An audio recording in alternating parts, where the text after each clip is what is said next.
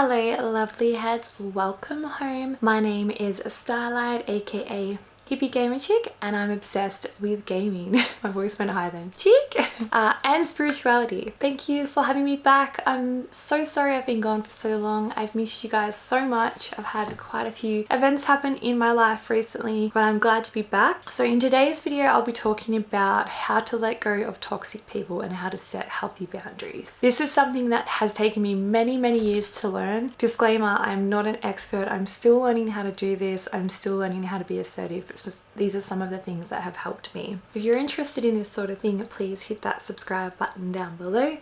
Click the bell to turn on notifications, and you can also follow me on Instagram. I'll pop my handle right here. Okay. Let's get started. So, ever since I was a young girl, I've always found it hard to put boundaries up or to say no to people. I've always found it hard to be assertive. I even did a course when I was around 14 or 15 called Confidence and Assertiveness 101 or something like that. And it helped a little bit, but I was still extremely shy and didn't have confidence in myself or didn't have the ability to tell people no. And it's gotten me into a lot of kind of scary situations, unhealthy relationships. It is something that I've struggled with my whole life, but as I'm getting older, I'm finally learning how to do it more often with the help of like a therapist and spirituality and good relationships. I've learned how to do it, but it's still hard and I still struggle and fail. I've got a list here. So first things first, let's talk about toxic people. Everybody has been a toxic person at some point in their life. I have been toxic because I'm still fixing myself, but you know, I know I've been surrounded by people that I am drawn to, and then later on I find out. But there's a few signs that I have noticed in my friendships and relationships over the years that kind of shows me pretty quickly when someone is not good for me or when it's a toxic relationship. And I'll tell you what they are now. So one of those things is, do you find that you're extremely drained every time that you see the person? Anytime you see the person, you're feeling like all of your energy is like drained out of you. Obviously there's going to be times where good friends that aren't toxic are going through really hard times, and you might feel that anyway, especially if you're an empath or someone that just picks up other people's energy. But if it's something that's happening every single time and you're constantly feeling like they're kind of bringing you down and not really ever worried about you or what you're going through, but just talking about their own issues, and you're feeling kind of alone, and you know, you'll listen to them and try and offer support, but you never feel the same back. It's a lot of take and no giving. That's usually a huge sign. Another thing is if you notice that they are bad mouthing someone that they claim to be really close to or claim to be best friends with or something like that. I've had lots of those friendships over the years, and it's always been a huge warning sign to me. Like if they're saying all these awful things about someone that they're extremely close to, and then when you see them together they're like the bestest of friends, they're probably saying the same about you, if not worse things.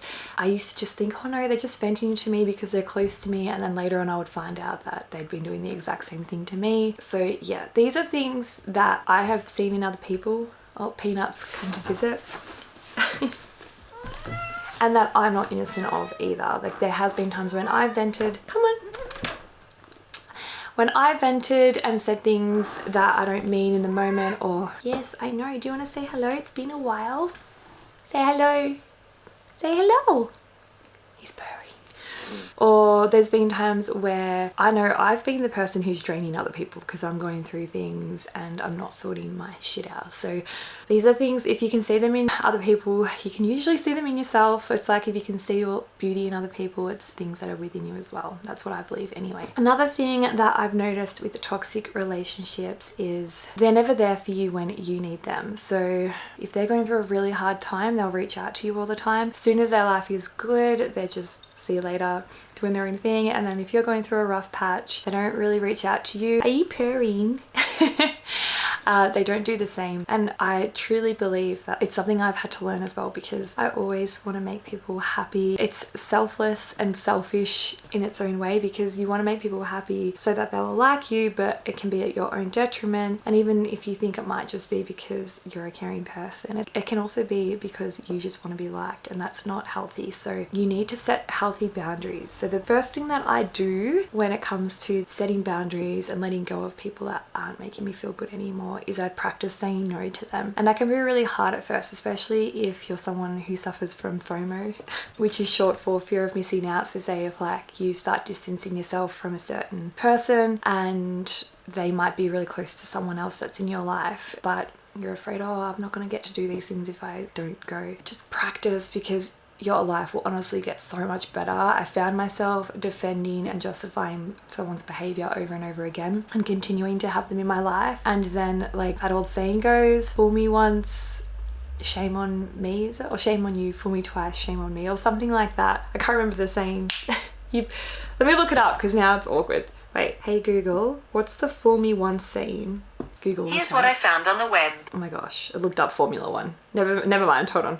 Fool me once, shame on you. Fool me twice, shame on me. Fool me 3 times, shame on both of us. I didn't even know it was that long, but it's something like that. So another thing that you'll notice in like a toxic friendship or partner is you will keep justifying their actions and letting them hurt you or letting them walk all over you, and you'll kind of blame yourself and think that you're the one in the wrong and just keep defending them. I've noticed in whether this is with a partner or with a friend that I'll just repeatedly put up with being put down, and it's not healthy. As you get older as well, I feel like you hit this point in your life when you're just done with putting up with dickheads. I'm probably gonna have to bleep that out, but people who bring you down, and you want to be around people who are positive and who have goals and have a healthy mindset. And this can even be family members. It's so hard to let go of people that you love so dearly, and it doesn't mean that you have to completely cut them off. That is something that is an option if that's easier for you, or you can just do it slowly and just stop having certain people in your life over time, because cutting people off can feel harder on yourself as well. So yeah, sometimes you have to be selfish, and if you're feeling down after seeing somebody or feeling like drained all the time and not feeling heard, they're probably not your friend, and they probably never were your friend, you just didn't see it. Another like warning sign of a toxic friendship is you can only hang out if it's to like party or get wasted together. You can't just have a day out talking or venting, or have a day going and getting some lunch. Or in saying that, addiction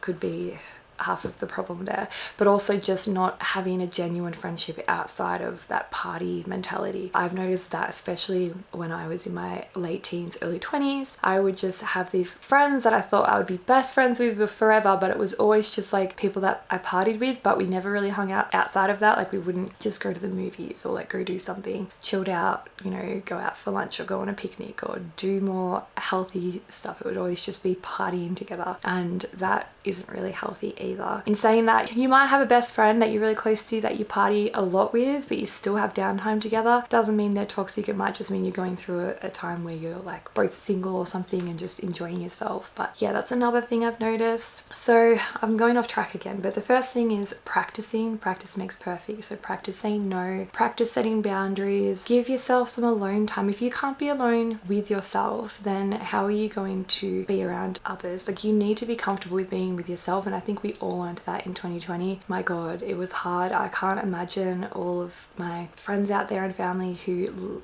lived alone or didn't have animals or had nothing and had to be in lockdown. It would have been absolute torture, and I feel for you. And I know there was a lot of people that felt like they had no way out and ultimately took their lives, or people that got severe mental illness during that time, and it's really sad. My heart goes out to all these people because I know what it's like to be alone. You also have to practice being okay with being alone, just whether it's having some time to yourself, say if you're in a relationship, having separate hobbies, having times where you see your friends and they see theirs, and just having healthy time apart, because otherwise you become codependent. You need that time to work on yourself as well and have your own goals and dreams, and they need their time to work on themselves. Like if you're doing everything together, it's not really healthy. That's my opinion anyway. I believe you need to have that time apart. Also, if you're hanging out with a group of people or one particular person in a relationship and there's always like fighting or always some type of drama that you get dragged into, or some type of gossip or that sort of stuff, get out of it. You know, pull yourself away from that, because it's not good for anybody.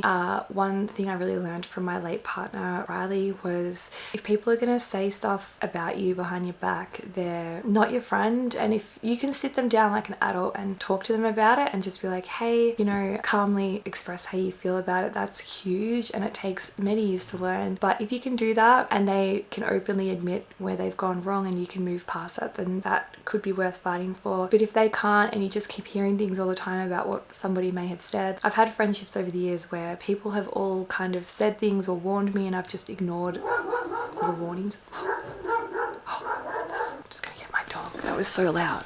Okay, what else? How many I've already been going for 18 minutes. So a few things I notice when you start letting these people go is you'll start to feel this weight like lifted off your shoulders. You'll start to feel free. You'll start to feel more confident in yourself. And it can hurt at first.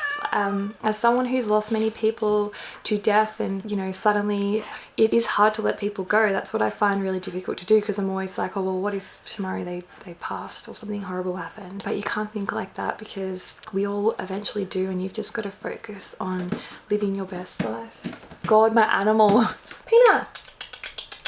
Be there for the people you love, that's fine, but also just remember that you come first and you need to work on loving yourself and work on your own healing. If you're noticing that you might be the toxic person where you're bringing other people down and causing a lot of unnecessary BS, then work on yourself, and that might also be distancing yourself from people. But don't beat yourself up over it. We all make mistakes. You just need to work on some things and love yourself and reach out to good people in your life. Talk to a therapist. You know, you can search things online. Like, I've researched so many things about how to kind of distance myself slowly from people who are bringing me down, because I've found it so hard to do, but I've gotten better at it, and it definitely is very freeing and you feel very powerful once you start to get the hang of it. So just keep good people in your life. Surround yourself with your family, your animals, your close friends, and if you don't have good people in your life, find good people. We have a world of social media and the internet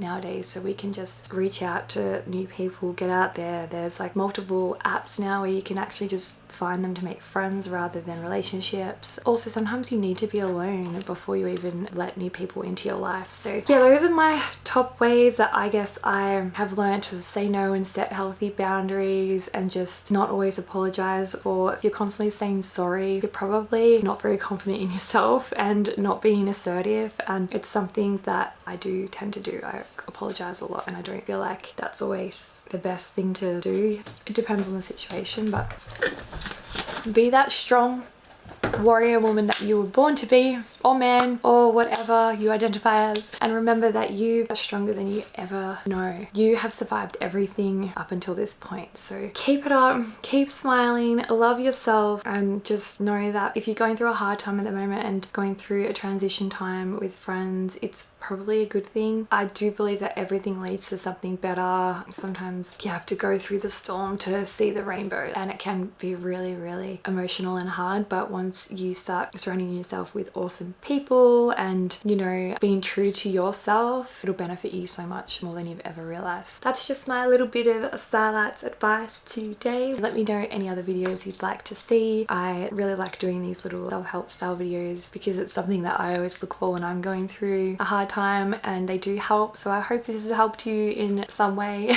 And remember, if you can be anything, please be kind. Peace, love. Oh, I don't have a crystal. I've got this little one. Some agate and vibe on.